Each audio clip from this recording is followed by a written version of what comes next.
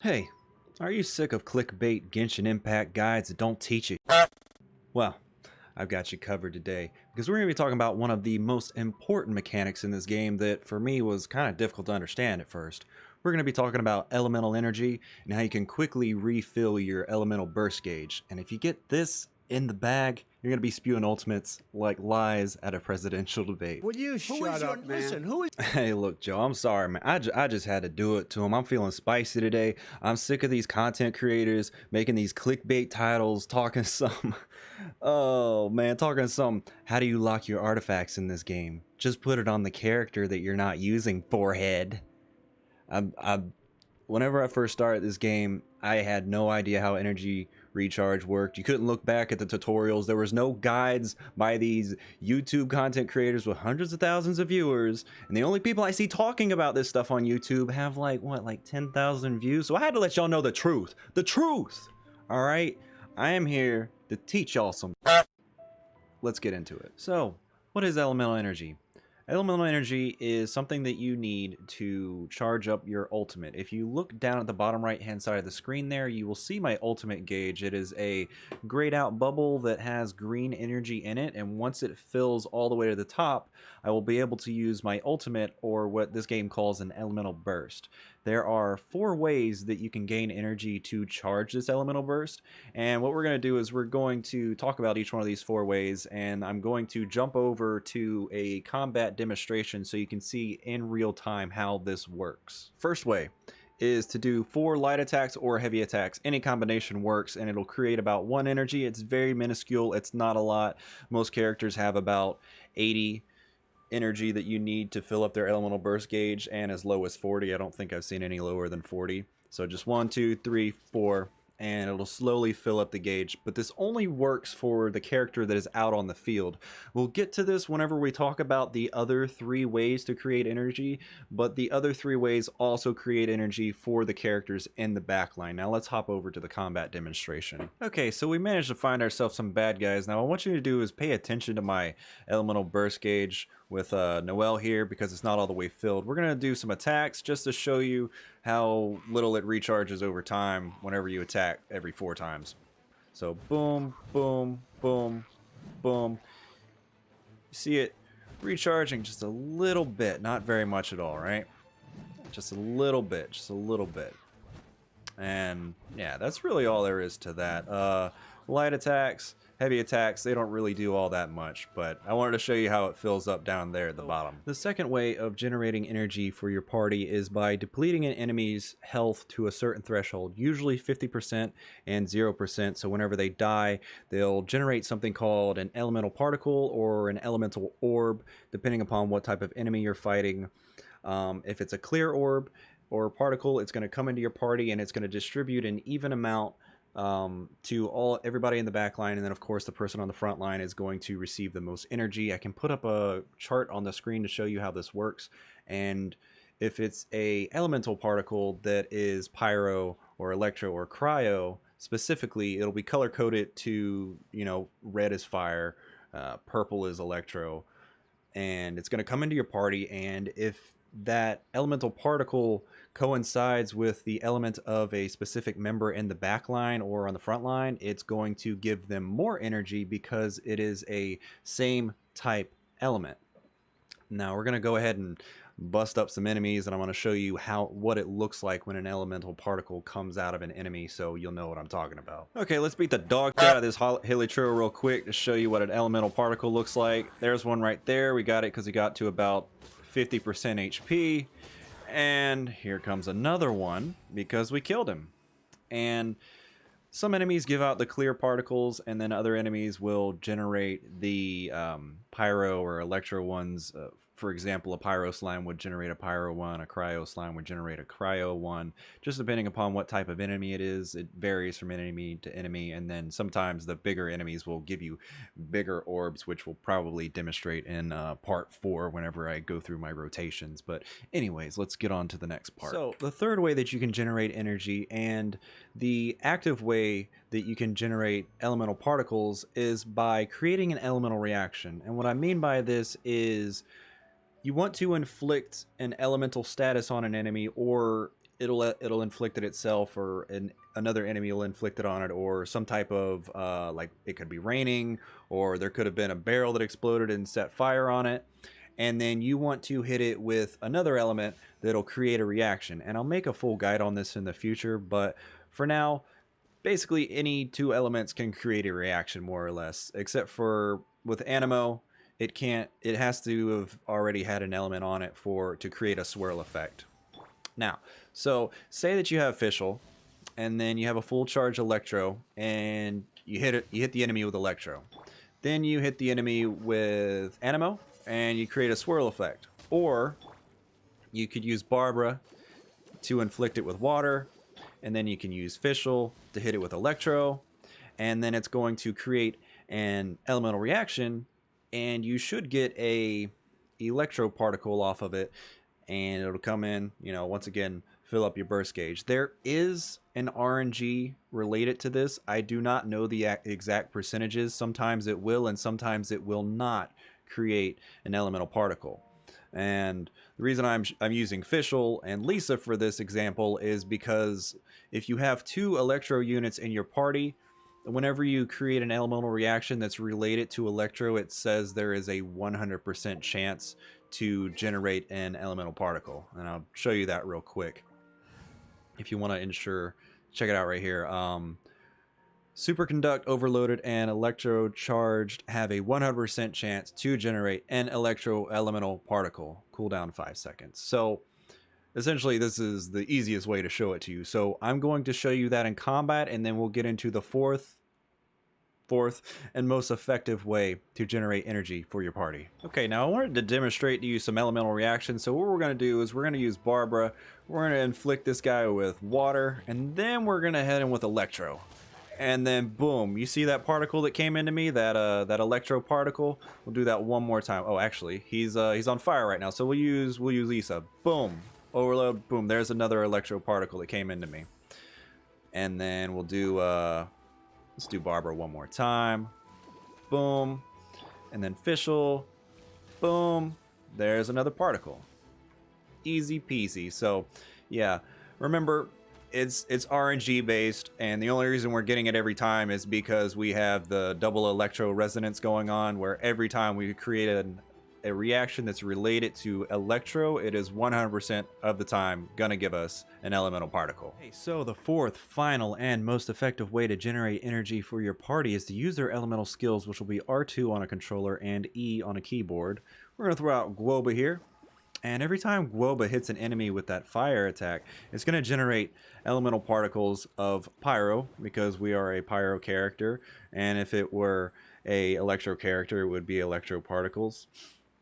And again, this is going to come into your party. It's going to regenerate everybody's energy. And if there is another Pyro user in the party, even though Klee's in the back line, she's going to receive an additional amount of Pyro than my main character and Barbara is, because she is also a Pyro type character. And the reason I have both of them in the party at the same time is because I want them to have a lot of uptime on their burst. So if you have two Pyro users and they're both using their elemental skills a lot, they're going to recharge their energy much faster than anyone else in the party.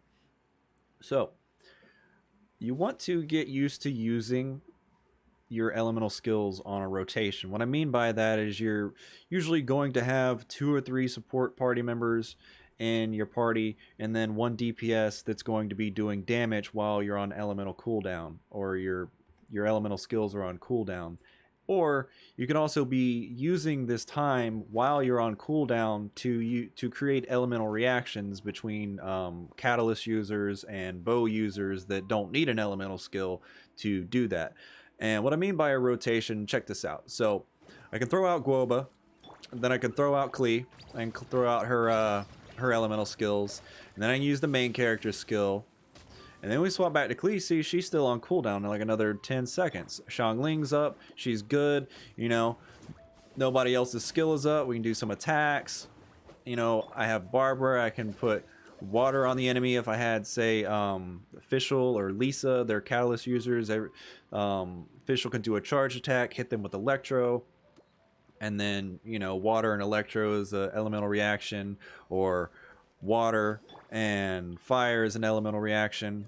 you know, whatever you got, however you want to do it, just you want to always be active and you want to be thinking about your skills and their cooldowns. You want to have your elemental skills up as often as possible because that's going to give you more uptime on your burst skills. Now, there are characters in the game that cannot create their own elemental energy, such as Noelle. She cannot create elemental energy with her skill. It's not an offensive type skill, it's more of a support skill. Barbara also cannot. Lisa, you have to keep in mind because she whenever she uses her elemental skill and she taps it, it doesn't create any energy. She has to hold it down, and she's vulnerable during this time while she's charging up her skill. And then whenever the skill's done, drops down lightning bolts and creates a little more energy than a regular skill would. And skills create more energy particles depending upon, you know, who it is and what type of skill it is. For example, the main character, you can hold down her skill, and that's going to do damage over time, and every time it hits, bop, bop, bop, bop, bop, bop, bop, particle, particle, particle, particle, opposed to just boom, hitting once. So, you know, this, understanding how your elemental skills pair with each other, and, you know, compensating for characters that have issues with their elemental skills, like trying to protect Lisa or trying to bring in somebody that has a lot of energy recharge off of their elemental skill, is a great way to you know, build a team. And for Venti, for example, he has that vacuum, that animo vacuum. It just sits in the middle of the sky, and then you throw an elemental reaction in there, and it's just gonna go boom, boom, boom, boom, boom, boom, boom, boom, boom. And that's why people love Venti so much, is because he has crazy energy recharge off of his ultimate. But I'm gonna go ahead and get to the combat demonstration so y'all can see how particles are generated over time with all these different characters. Okay, so now we're gonna show you how elemental skills work in battle, show you what the elemental particles look like when they come to me. And we're right behind this rock right now. We're gonna sneak up on them. We're gonna start out by showing you how Guoba is gonna get me a few elemental particles from this boy, and then we're just gonna beat the bricks off of him. All right, so watch. Boom, fire particle comes to me. Boom, another fire particle. Oh, there it goes, there it goes. All right. You get the picture. Now we're just gonna unleash hellfire on this dude right now. We are gonna go off. We are gonna straight go off. All right. Now I'm gonna wait until her ultimate ends, because her ultimate does not stay active while she is swapped out. Alright, then I'm going to use the main character pulling these mines. I'm going to pull Xiangling back up again. Klee's got another one up. Boom. Now Xiangling's is back up. Klee's is back up. That energy recharge is crazy. What'd I tell you, my dude? Alright, now look out for the energy orb that he's going to drop. Boom. Big ol' energy orb. Bigger than the elemental particles that you were seeing earlier. And I wanted to fight a Ruin Guard because I know that they drop elemental orbs instead of elemental particles. And I'll show you that chart again one more time if you wanted to see how much you get from the different size of orbs and particles. But yeah, that does it for the elemental skill part of the guide. There's a few more things that I wanted to cover in the menu here. If we go to a character's talent section, to their ultimate, and then over to skill attributes here, we can see that Xiangling's energy costs about 80. And from what I've seen, they all seem to be energy costs of 40 up to 80. And I just want you to keep in mind, you know, how much energy a character could need, and if they have elemental skills that don't work the best for generating energy, and maybe you need to pair them with a character that is good at generating energy. Someone like Noelle, like I said, she doesn't have an elemental skill that'll generate energy for her, so, you know, pairing her with another Geo user that can generate elemental energy off of their skills, or somebody that is just generally really good at generating energy. Someone like an Animo user can be very good because they have an AoE attack swirl elemental swirl that'll draw enemies in and continually hit them over time, and continually do elemental reactions every time that they hit an enemy that has an elemental affliction already on them. You can also check out your weapons. Someone like Xiangling is one of the best supports in the game because of how her skill is set up. So I have her set up with the prototype Grudge, which has an energy recharge stat on it. And if you look at this, the skill on it, like this one's Magic Affinity, it uses an elemental skill, increases normal and charge attack damage by 8% for 12 seconds. Depending upon the weapon you have, there are some weapons that actually regenerate elemental energy to the party, and there's also artifacts that do that as well. I personally don't have any that stood out to me that I wanted to use over anything else. And you can also do 2-piece and 4-piece set bonuses that'll increase your energy recharge. You can see I have the Exile here, I have the Scholar here. You can also look for the main stat on them to be energy recharge, like right here it says defense 7.9%, and then the secondary stats, I think on this one right here has energy recharge 4.7%.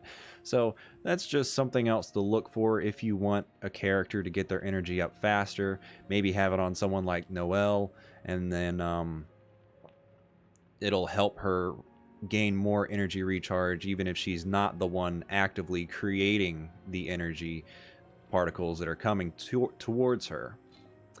And then you can go into your attributes, go to details, and you can see your energy charge right here. So you can see my Xiangling's that is at about 186%.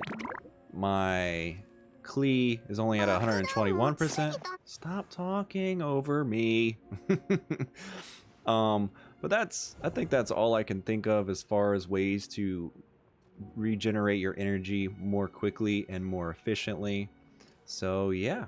Thank you if you watched to the end of the video. I hope it helped you. If it taught you anything, please pass it on to new people that are playing the game. I know a lot of people just skip straight through the tutorial. I did. And even though I'm making this guide, I had to go through and read a lot of stuff on Reddit.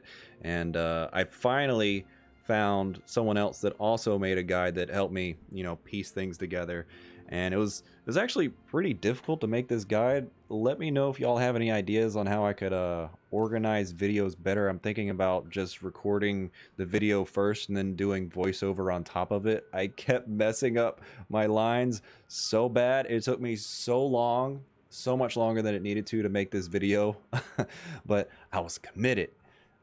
Next time I think we're gonna do elemental reaction guide, and I want to do some build guides on the free characters like Barbara and Xiangling, and then I want to start farming for artifacts and then start making build guides on other characters. So if y'all enjoyed this, please subscribe, leave a like, leave a comment, let me know what you like, what I can improve, and please pass it on to people that need the information.